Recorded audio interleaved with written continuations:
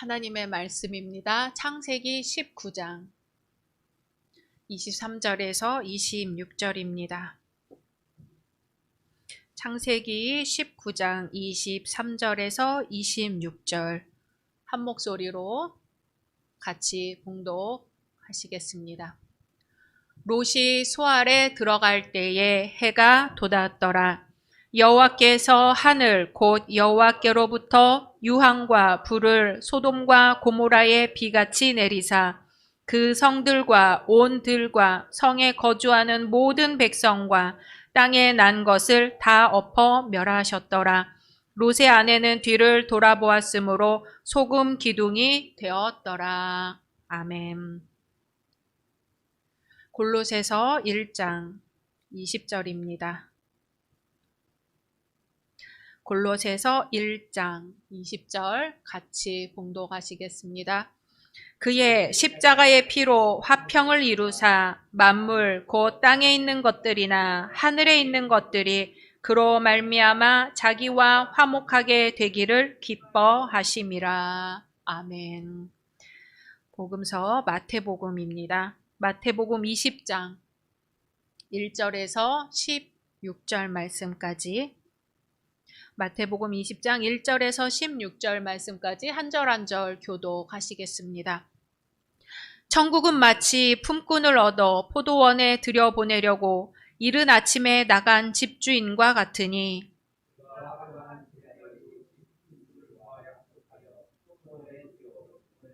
또 제3시에 나가보니 장터에 놀고 서 있는 사람들이 또 있는지라.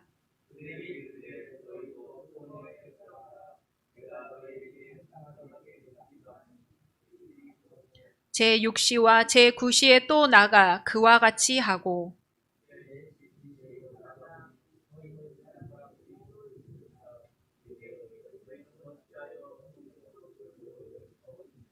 이르되 우리를 품꾼으로 쓰는 이가 없음이니이다. 이르되 너희도 포도원에 들어가라 하니라.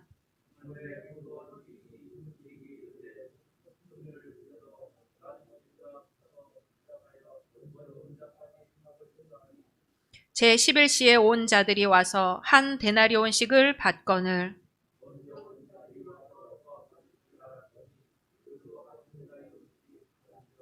받은 후 집주인을 원망하여 이르되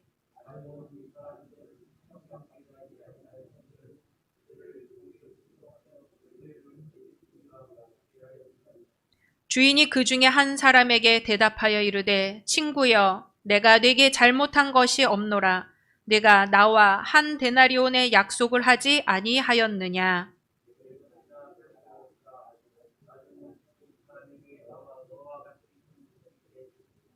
내 것을 가지고 내 뜻대로 할 것이 아니냐. 내가 선함으로 내가 악하게 보느냐.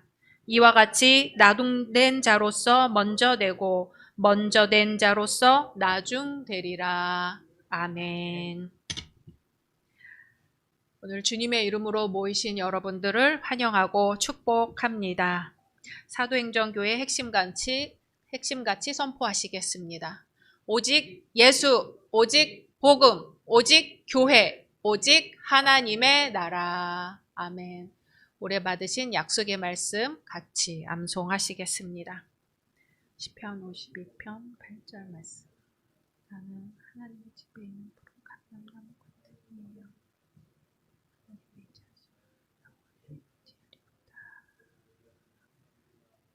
아멘. 말씀대로 이루어 주실 줄로 믿습니다. 아멘. 셰릴 홉우드라는 학생이 있었어요. 홀 어머니 밑에서 자라면서 넉넉하지 않은 형편에 혼자 힘으로 고등학교, 지역 전문대학, 캘리포니아 주립대학까지 다녔습니다. 그 뒤 텍사스로 이사해서 전국에서 알아주는 법학 전문 대학원에 입학 원서를 냈습니다. 그런데 학업 평균 성적이 3.8점이고 입학 시험도 그런대로 잘 치렀는데 그만 시험에서 또 떨어지고 말았습니다. 백인 여성인 홉우드는 입학을 거절당한 것이 부당하다고 생각했어요. 합격생 중에는 호브드보다 대학 성적은 물론이고 입학 성적도 낮은 흑인과 멕시코계 미국인들도 있었습니다. 이 학교는 사회적 소수자에게 가산점을 주는 소수 집단 우대 정책을 시행하고 있었습니다. 사실 호브드보다 대학 성적과 입학 시험 점수가 이 호브드와 같았던 학생들, 흑인이나 멕시코계 미국인들은 사실 전원 합격을 했습니다. 호브드는 연방 법원에 소송을 제기하면서 자신은 차별을 당했다고 주장했습니다. 하지만 대학은 이렇게 답변했어요. 법률사무소뿐 아니라 입법부, 법정을 포함해 텍사스 법조계의 인종적 다양성을 높이는 것이 바로 이 텍사스 법학전문대학원의 사명 중 하나다라고 이야기를 했어요. 텍사스 경우 흑인과 멕시코계 미국인들이 인구의 약 40%를 차지하고 있다고 합니다. 그런데 법조계에는 이들이 훨씬 적은 비율로 있는 거였죠. 그래서 텍사스 법학전문대학원은 입학생의 약 15%를 소수 집단에서 뽑는다는 원칙을 세웠습니다. 그렇게 입학한 소수 집단 학생들 모두 학업을 잘 수행했고 졸업해서 변호사 시험에 합격해서 자신이 맡은 바 임무를 잘 수행했노라고 대학원 측은 말을 했습니다. 하지만 호브드는 여전히 자신이 부당한 대우를 받았고 입학을 허락받아야 한다고 생각을 했습니다. 어떻게 생각하세요? 백인인 호브드가 소수 집단 우대 정책으로 대학원에 들어가지 못한 것이 차별일까요? 차별이 아닐까요? 사회의 발전 뒤에는 사회적 약자들의 묵묵한 노력과 희생이 있었기에 나라가 부강해지고 발전했다 하는 사회의 인식이 있습니다. 그것은 특혜가 아니라 그동안의 차별을 정상으로 돌려놓는 것이다 말을 하는 거죠. 우리 청년들 몇 명 있는데 청년들 어떻게 생각하세요? 그냥 공평하게 점수대로 뽑았어야 할까요?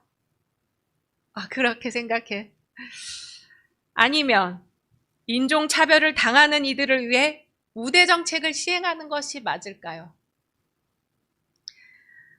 공정에 대한 화두가 나오면 청년들에게는 매우 민감한 주제입니다. 공평한 기회를 갖기 위해 모두가 교육받을 권리를 갖습니다. 그런데 최소한 기회는 공평할 줄 알았는데 알고 봤더니 교육의 기회에서마저도 흑수저, 금수저의 출발선이 다르다는 사실을 알았을 때 사회에 첫 발을 내디뎌야 하는 청년들의 마음이 허망하게 무너졌거든요. 듣기로 하버드 대학도 소수 집단 우대 정책을 편다고 합니다.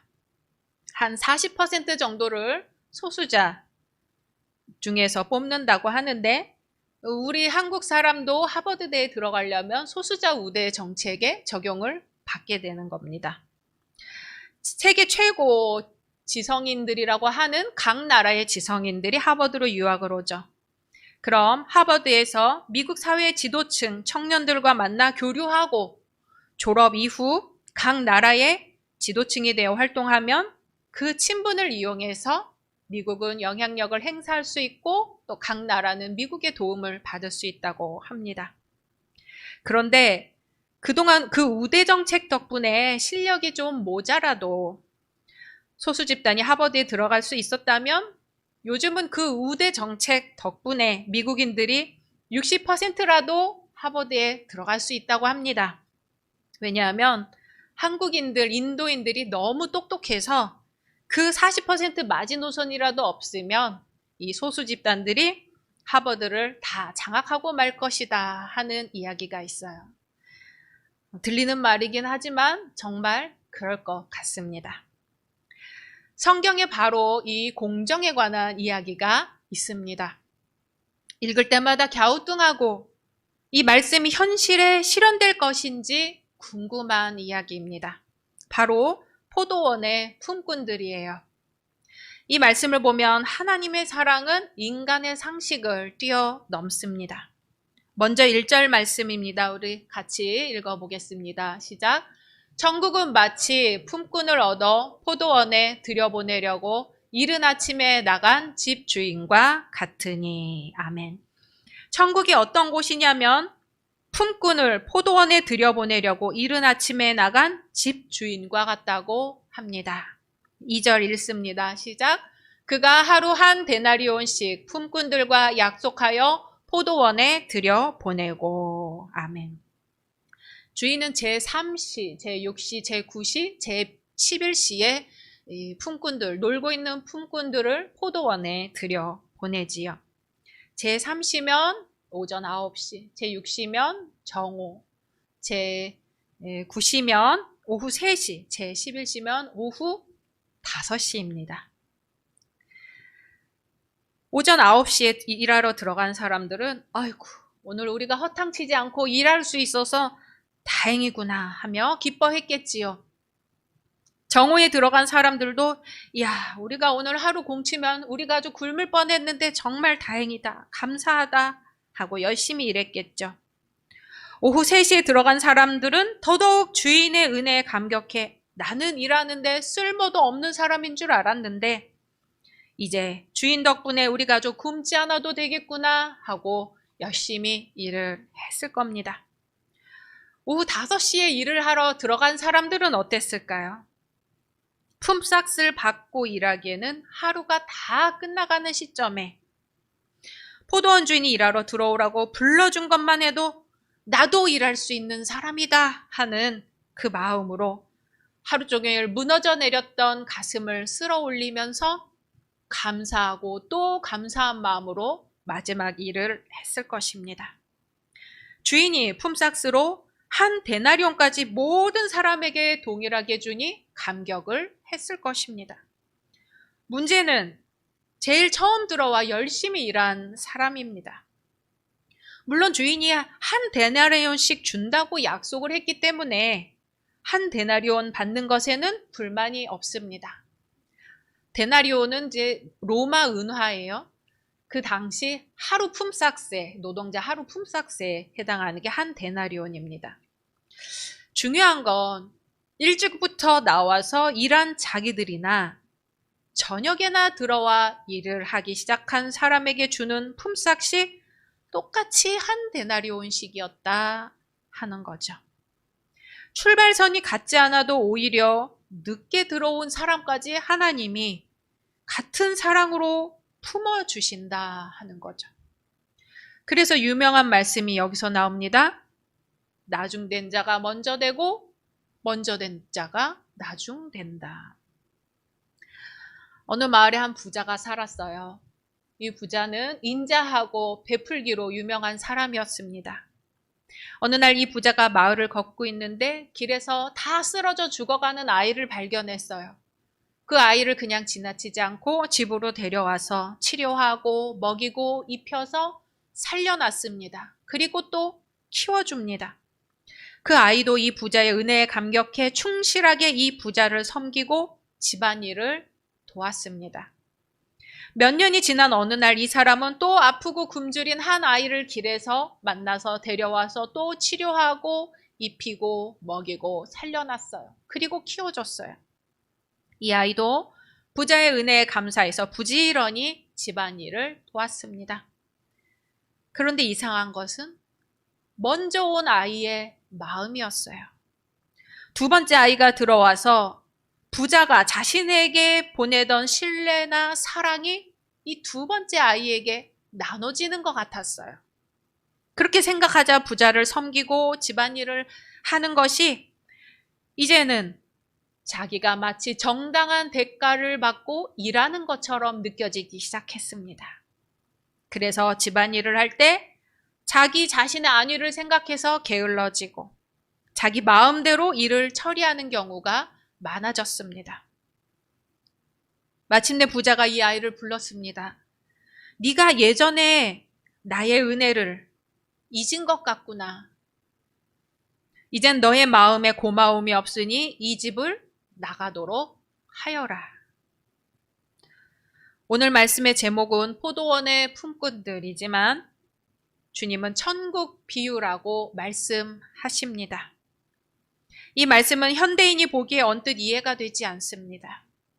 아침부터 일한 일꾼의 삭과 저녁에 1시간 일한 일꾼의 삭이 같으니 말입니다. 그런데 중요한 것은 이 주인이 봤더니 주인의 관점으로는 품꾼으로 써주는 사람이 없어 장터에서 사람들이 놀고 있는 거예요. 그 사람들을 자신의 포도원으로 불러들여 일거리를 주었다는 겁니다. 주인의 관점으로는 그 노는 사람과 가족들이 그날 하루 먹고 살 수 있어야 한다는 것이었어요. 우리가 믿음 생활하면서 하나님 앞에 처음 은혜 받았을 때를 생각하며 그 뜨거운 첫사랑을 간직하고 사는 사람이 많지가 않습니다. 주님이 나를 만나주시다니 하며 은혜에 감격해 고맙고 놀라워 그 말씀을 사모하고 지내다가 세월이 지나면서 주님을 믿사오니 무엇을 해주소서. 제가 아침부터 저녁까지 봉사하오니 그 공로에 맞는 상급을 주옵소서. 이렇게 충성 봉사하오니 무엇을 주소서. 이렇게 협상하는 상인과 같이 신앙이 변질이 되어 갑니다. 언젠가부터 주님의 은혜를 내 신앙 행위에 대한 대가로 생각하게 되었단 말이죠. 주님의 은혜는, 주님의 사랑은 우리에게 어떤 공로나 어떤 잘한 일이 있어서 주어지는 것이 아닙니다. 전적으로 주님의 은혜입니다. 오히려 나중에 온 품꾼들은 그 은혜가 고맙고 놀라워 감사할 뿐이죠. 하지만 먼저 온 품꾼들은 처음에는 감격하고 고마웠지만 대우가 똑같다고 생각해서 그 감격이 불평, 불만으로 바뀌게 되었습니다. 어때요, 우리 청년들? 하나님은 공정하신 분인가요? 불공정하신 분인가요? 헷갈리나요? 지구의 나이가 45억 년이라고 합니다. 지구의 현생 인류가 등장해 살아온 지가 20만 년밖에 안 됐어요. 지구의 지질 시대를 크게 고생대, 중생대, 신생대로 나눕니다. 고생대는 지금부터 약 5억 7천만 년 전부터 약 2억 4천만 년 전까지고, 중생대는 2억 5,200만 년 전부터 약 6,600만 년 전까지 약 1억 년간의 공룡이 번성했습니다. 그리고 그 다음 신생대는 지질시대 구분 중 가장 최근의 것으로 6,600만 년 전부터 현재까지를 의미합니다. 이제 이 고생대, 중생대, 신생대 하는 이 대 중에서도 몇 기로 나눠요. 신생대는 4기로 나누는데 4기 중에서도 지금 4기 중에 홀로세라고 또 나눕니다. 그리고 특히 이 홀로세 중에서도 인류가 지구 환경의 시스템을 통째로 교란시키고 뒤흔들고 있는 1950년대 이후를 가리켜서 인류세라고 과학자들이 부르기 시작했습니다. 지구 역사상 5번의 대멸종이 있었는데 인류세로 말미암아 6번째 대멸종을 앞두고 있다. 과학 잡지들이 앞다투어 보도하고 있습니다. 인간에 의해 수많은 생물종들이 멸종해 가고 있습니다. 하와이에 눈이 쌓이고 빙하가 녹고 난데없는 홍수로 집이 떠내려가 수많은 이재민이 생기고 지진에 쓰나미에 기후위기가 지구를 뒤덮치고 있습니다. 코로나19를 비롯한 수많은 인수, 공통, 전염병의 창궐로 인류가 어느 때보다 큰 생존의 위기를 맞고 있습니다. 6번째 대멸종을 내다보는 과학자들은 머지않아 인간이 멸종 위기종의 리스트에 오르지 않겠는가 내다보고 있습니다. 지구에 나타나기 시작한 생물종들을 오늘 포도원의 품꾼 비유에 비추어 보면 인류는 가장 늦게 하나님의 부름을 받고 지구에 나타난 종입니다. 가장 늦었지만 하나님의 은혜로 이 지구상에 나타나 사랑하고 웃고 울고 아껴주며 살았습니다. 그런데 이 인류가 나타나 하나님의 사랑을 받고 하나님께 이 모든 만물을 다스리고 돌보라는 명령을 받았지만 먹지 말라 하는 선악과도 따먹고 바벨탑도 쌓고 노아 시대의 홍수 심판을 받았지만 정신 차리지 못하고 또 성을 쌓고 전쟁을 하고 핵무기를 만들고 다른 생물종들이 살아갈 산과 바다와 들판까지 오염시켜가고 있습니다. 가장 늦게 지구상에 나타난 주제에 먼저 온 품꾼들인 다른 생물종들을 멸종시키는 주범이 된 것이지요. 그래서 먼저 온 품꾼들이 하나님께 따지기 시작합니다. 아니 하나님, 저 가장 늦게 와서 일한 인류라는 품꾼들이 말이죠. 우리가 먼저 와서 주님이 만드신 이 아름다운 대자연을 가꾸고 그 질서를 지키면서 살고 있는데 저 인류 때문에 우리 종들이 다 죽게 생겼습니다. 똑같이 한 데나리온의 값어치를 매기시는 것이 정당합니까? 옛날 예수님이 비유로 말씀하시던 시대는 그냥 데나리온이라는 값어치만 같았지 지금은 인류 때문에 우리 목숨이 간당간당합니다. 저 인류 좀 어떻게 해야 되는 거 아닙니까? 그게 공정한 거 아닙니까? 이렇게 하나님이 만드신 모든 만물들이 온 지구가 들썩들썩 하도록 아우성을 치고 있습니다. 문명. 무엇이 문명입니까? 국어사전을 보니까 문명이란 인류가 이룩한 물질적, 기술적, 사회, 구조적인 발전을 뜻한다 나와 있어요.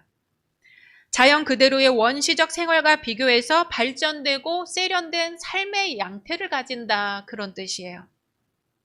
인간이 두 발로 걷고 두 손이 자유로워지자 도구를 만들다 보니까 기술이 발전하고 그 기술로 교통이 발달하고 이동이 자유로워지고 사회 구조적으로 밀접하게 연결이 되다 보니까 인간이 모든 세균을 지구 이편에서 저편으로 옮기는 세균 번식처가 되었습니다. 그 결과가 바로 코로나 아니겠어요? 요즘 우리 새벽에 창세기 말씀 나누고 있잖아요. 아브라함이 아버지 잃은 조카 롯을 극진히 보살폈습니다. 외삼촌 라반이 야곱을 20년간을 부려먹고도 재산 하나 주지 않은 것하고는 전혀 달랐어요. 아브라함도 번성했지만 조카 롯도 번성했습니다. 가축의 양이 엄청나고 부리는 사람들의 수도 엄청나게 늘어났습니다. 그래서 아브라함의 목자들과 롯의 목자들이 서로 다투게 된 것이죠. 그래서 아브라함은 또 삼촌답게 넉넉한 마음으로 롯에게 우리 이렇게 싸워선 안 된다. 네가 먼저 저 넓은 땅을 여기저기 둘러보고 보기 좋은 곳을 먼저 정해라. 그러면 나는 네가 정하지 않은 그 땅을 정해서 살겠다. 그래서 롯이 정한 땅이 어디예요? 바로 소돔 지역입니다. 성경 말씀의 소돔 지역은 물이 넉넉하고 애굽 땅과 같이 기름져서 마치 여호와의 동산과도 같았다 나와 있어요. 제일 좋은 땅을 찾아서 아브라함과 헤어져 떠났습니다. 그런데 그 소돔 지역은 사람들이 악하다 나와 있어요. 그걸 알면서도 일단 물이 많고 땅이 기름지고 살기에 좋으니까 그쪽으로 가기로 롯은 선택한 것이지요. 하지만 하나님 보시기에 소돔과 고모라는 죄악이 하늘에 닿을 만큼 심각한 지역이었습니다. 소돔과 고모라를 멸망시키겠다는 하나님의 계획을 듣고 아브라함은 롯이 걱정되었지요. 하나님은 정의로운 분 아닙니까? 만약 그곳에 의인이 50명이 있다면 그래도 심판하시겠습니까? 하나님은 뜻밖의 좋다. 의인이 50명이 있다면 내가 멸망시키지 않겠다. 아브라함은 또 가슴이 조마조마합니다. 하나님, 저는 부족하오나 제 말 좀 들어보세요. 그곳에 5명이 없는 45명의 의인이 있다면 그래도 멸하시겠습니까? 아니, 40명을 찾으면요. 아니, 30명만 있으면요. 아니, 20명만 있으면요. 아니, 10명의 의인이 있다면 그래도 심판하시겠습니까? 하나님은 내가 그 의인 10명으로 말미암아 심판하지 않겠다 약속을 하셨습니다. 그런데 소돔과 고모라에는 그 의인 10명이 없었습니다. 기술이 발전하고 먹을 게 풍족하고 문명이 있었던 소돔과 고모라에는 의인 10명이 없었습니다. 하나님은 아브라함을 생각하시고 롯을 찾아가 강권하십니다. 우리 창세기 19장 1절 2절 말씀 같이 읽겠습니다. 시작.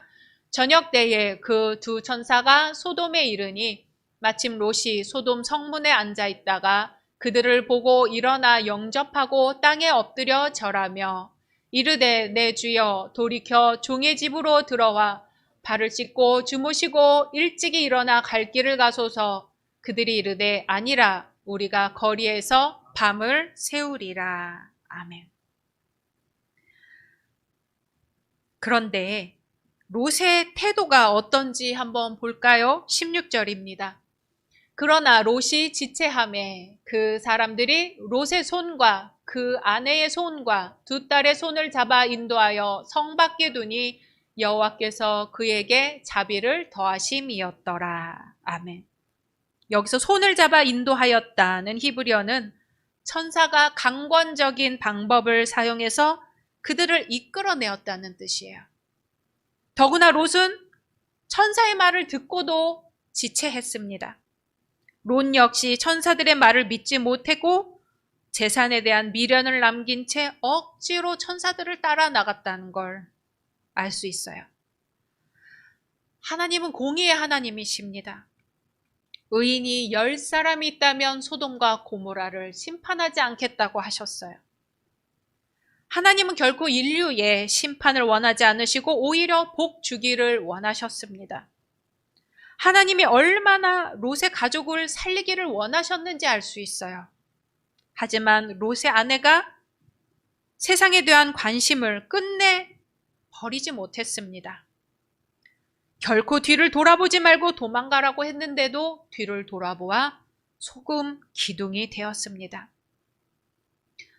롯과 롯의 아내와 대조적으로 아브라함을 볼 수 있습니다. 27절 같이 읽겠습니다. 아브라함이 그 아침에 일찍이 일어나 여호와 앞에 서 있던 곳에 이르러. 아멘. 아브라함이 아침에 일찍이 일어났다는 것으로 보아 밤새 염려했다는 것을 알 수 있어요. 롯이 죽느냐 사느냐 절체절명의 위기였습니다. 아브라함은 일찍이 일어나 여호와 앞에 서 있던 곳으로 갔어요. 아브라함이 하나님께 의인을 위하여 또한 롯을 위하여 간청하던 곳이었습니다. 지리적으로 아브라함이 있던 헤브론과 소돔 지역까지는 100km나 떨어져 있었어요. 그런데 아브라함은 하나님 제발 10명의 의인이 있다면 살려주십시오. 제발 롯을 살려주십시오 하고 100km를 쫓아가면서 간절히 간청했던 것입니다. 인류세 가장 늦게 이 지구에 나타난 품꾼인 우리 인류, 제일 먼저 온 품꾼들인 자연 만물들이 하나님께 따져 묻고 있는 상황입니다. 과연 인류는 하나님 앞에 긍휼함을 얻을 수 있을까요? 저렇게 원성이 자자하고 볼멘 소리가 터져 나오는데 인류는 차마 발걸음이 떨어지지 않는 롯과 같이 버려두고 온 내 집, 내 재산, 내 땅에 미련을 두고 있습니다. 그러다 돌아보아 소금 기둥이 되는 롯의 아내와 같이 여전히 어리석은 인간들입니다. 하나님은 과연 인류에게 긍휼을 베푸실까요? 주님의 말씀입니다. 그의 십자가의 피로 화평을 이루사 만물, 곧 땅에 있는 것들이나 하늘에 있는 것들이 그로 말미암아 자기와 화목하게 되기를 기뻐하심이라. 아멘. 함께 침묵으로 기도하겠습니다.